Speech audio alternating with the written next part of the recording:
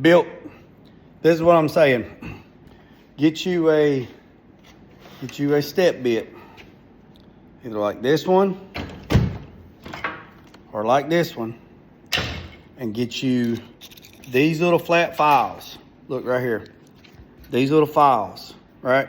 Walmart's got them too, $4.99, right? $4.99. This little pack, look, little pack of files. That square one right there, that is a slot for that keyhole. So what I was saying is you can do this step bit, right? Mark your hole with the piece that you cut off. Mark the hole on your other dash with a Sharpie, right? Your hole, whatever size you need, either with that step bit, they come with a pack of 3, or that bit right there, just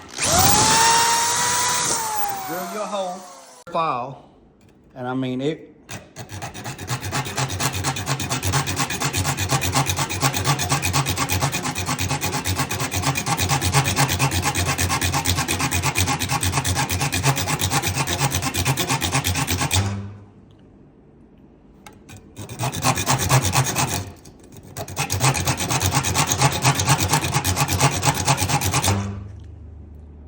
Done.